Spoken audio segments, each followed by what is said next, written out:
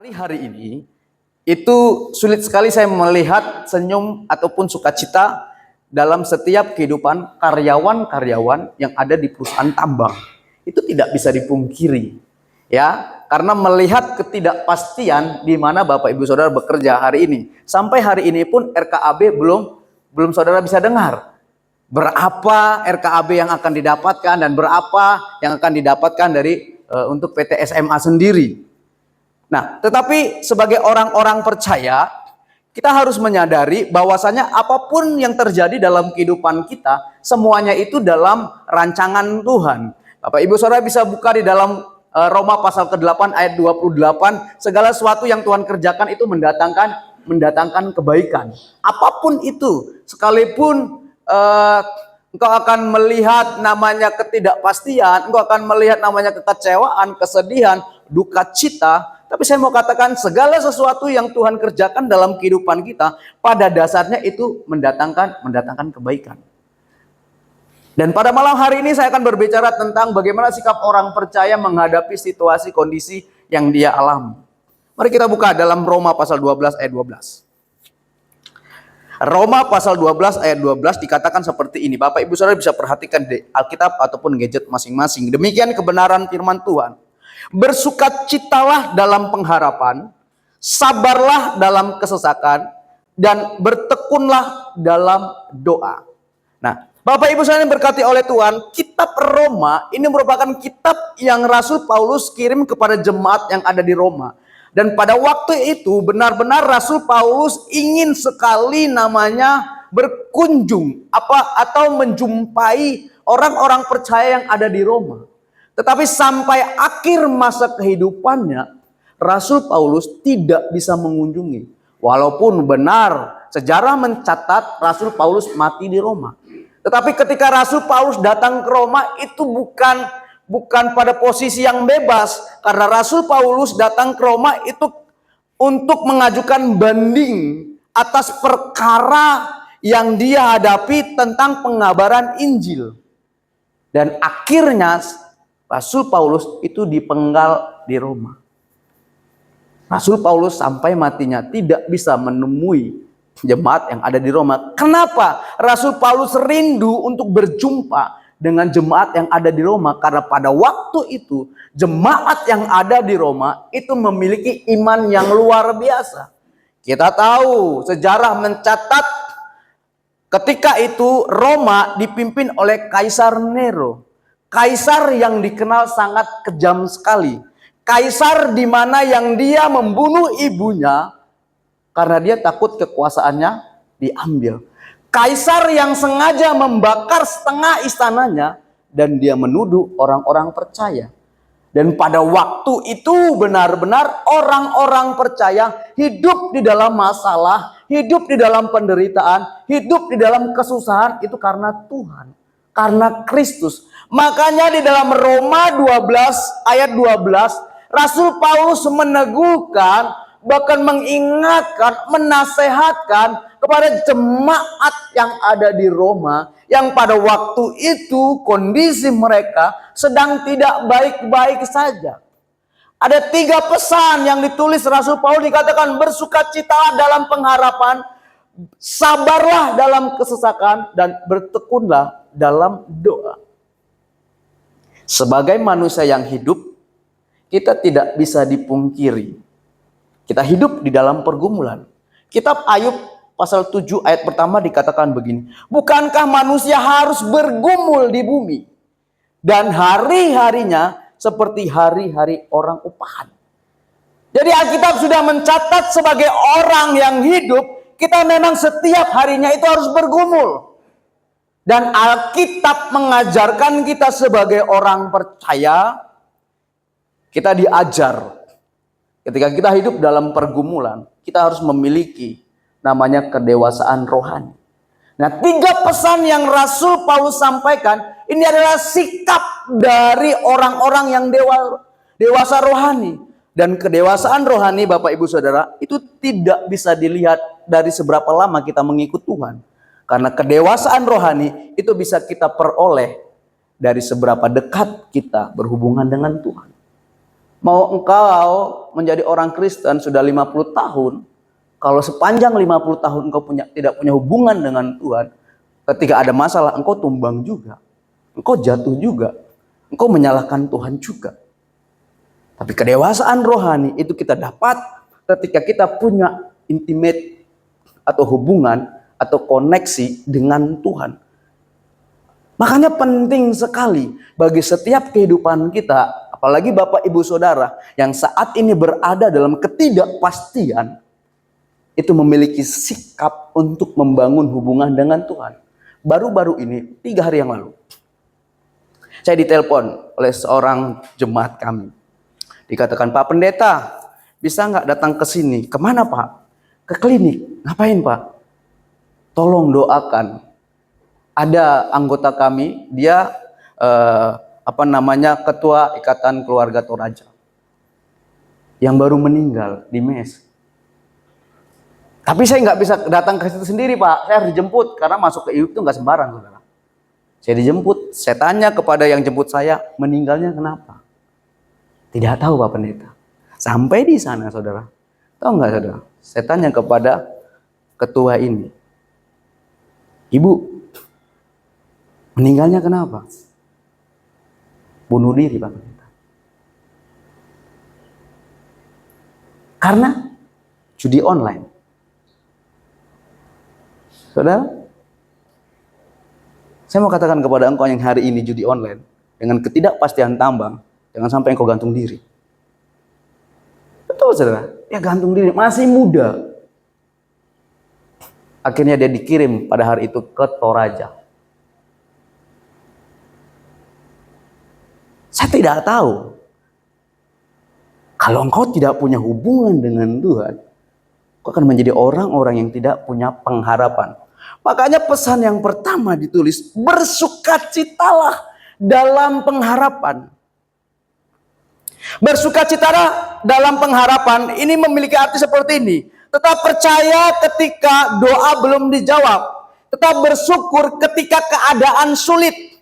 Tetap bekerja dan melayani dan tetap setia sambil menantikan pertolongan Tuhan. Dan bersukacitalah dalam pengharapan, tetap yakin bahwa Tuhan memiliki rencana yang baik bagi kehidupannya. Saya selalu katakan kepada orang-orang hari-hari ini yang bekerja di dalam perusahaan tambang, saya katakan begini, kalaupun hari ini Tuhan izinkan engkau dirumahkan atau izinkan engkau kontrakmu tidak diperpanjang, saya kira percaya Tuhan masih punya tempat yang terbaik untuk kau bekerja. Saya mau katakan jangan pernah salahkan Tuhan dengan keadaanmu hari ini. Seringkali tanpa kita sadari, kita salahkan Tuhan. Padahal kita salah taruh pengharapan kita. Dalam kitab Yeremia 17 ayat 7. Diberkatilah orang yang mengandalkan Tuhan, yang menaruh harapannya kepada Tuhan.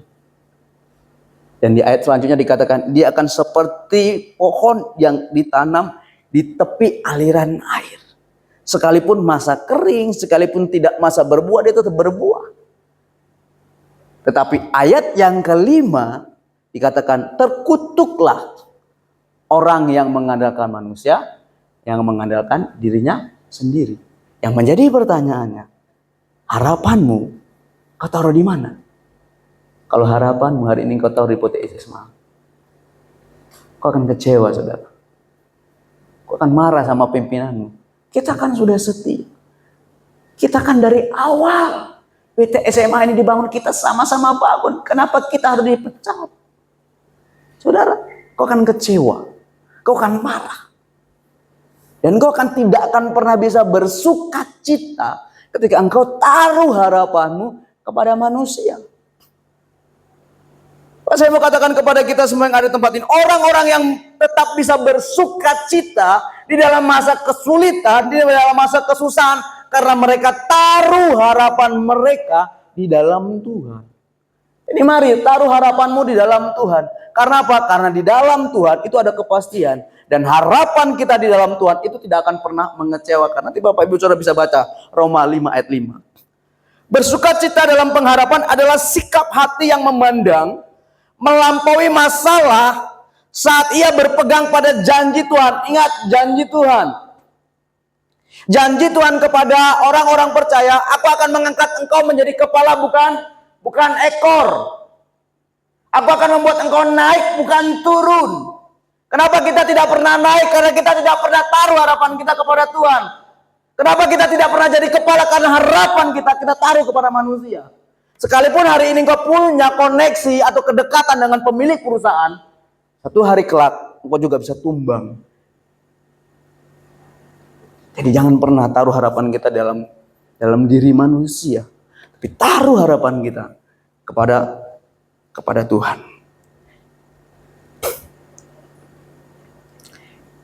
Yang kedua, dikatakan begini, bersabarlah dalam kesesakan. Kata bersabar dalam kesesakan berarti tetap teguh, tabah, dan setia kepada Tuhan ketika menghadapi penderitaan, tekanan, dan berbagai kesulitan.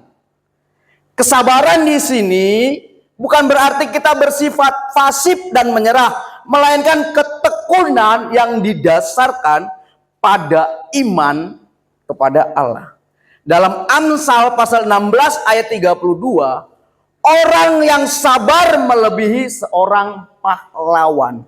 Artinya ketika kita bersabar, orang sabar itu ternyata punya kekuatan yang luar biasa. Saudara, pahlawan itu kekuatannya besar enggak?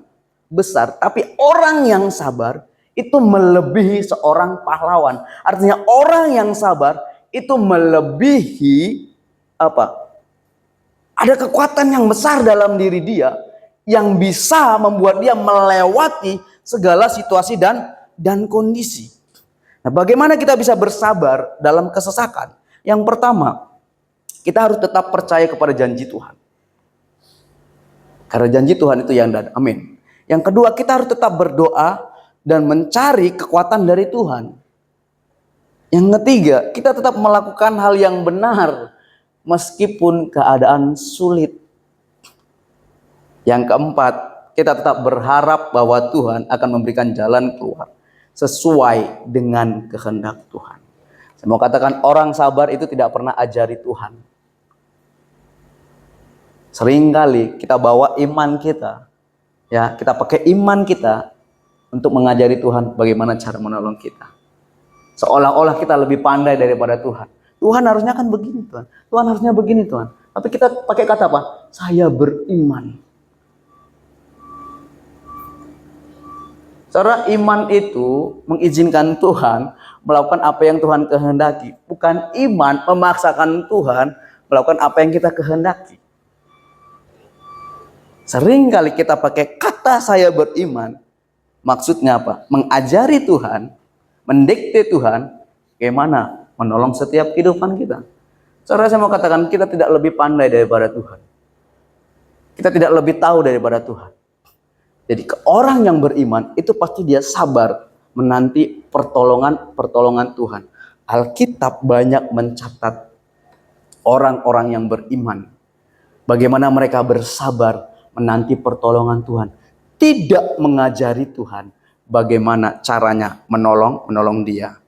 Bersabar dalam kesesakan berarti tetap teguh, tetap setia, berpengharapan kepada Tuhan di tengah segala penderitaan, sambil percaya Tuhan sedang bekerja pada waktunya dan memberikan pertolongan, serta menghasilkan kebaikan bagi orang yang mengasihi Dia. Yang terakhir, bertekun di dalam doa. Bertekun dalam doa berarti tetap setia, tekun, dan tidak menyerah dalam membangun hubungan dengan Tuhan melalui doa, baik dalam keadaan senang maupun susah. Bertekun dalam doa menunjukkan ketergantungan dan kepercayaan penuh kepada Tuhan. Seringkali dalam saat masalah persoalan kita sulit untuk berdoa. Kenapa? Karena pada dasarnya, pada umumnya ketika orang berdoa, mau doanya cepat dijawab. Mau doanya cepat dijawab. Kalau bisa hari ini berdoa, besok sudah dijawab. Kalau dalam Yakobus pasal 5 ayat 16 kalau tidak salah, Doa yang berkuasa itu doa apa? Doa orang benar, saudara. Jadi kalau kita mau doa kita dijawab cepat, pastikan posisi kita adalah orang benar dulu. Saudara nanti bisa baca 2 Tawarik 18 kalau tidak salah. Itu tentang kisah Hizkia. Hizkia, pada waktu itu Tuhan beritakan kepada Yesaya. Yesaya bilang kepada Hizkia, besok engkau akan mati. Yesaya sampaikan kepada Hizkia, Yesaya, besok engkau mati. Yesaya membalikan badannya ke tembok dan dia berdoa kepada Tuhan. Dia katakan, Tuhan, aku ini orang benar. Aku melakukan apa yang Tuhan perintahkan. Bahkan aku meruntuhkan setiap bait-bait apa? Patung-patung. Semua kejahatan aku apa? Aku hilangkan dari bangsa Israel. Firman Tuhan katakan, belum saja Yesaya keluar dari halaman istana, Tuhan berfirman kepada Yesaya, balik ulang, bilang sama Hizkia, 15 tahun lagi usiamu ditambah. Tapi apa yang terjadi, saudara? Ketika usia Hizkia ditambah 15 tahun, di akhir kehidupan Hizkia, dia jatuh dalam penyembahan berhala. Kenapa Tuhan menjawab doa Hizkia cepat sekali?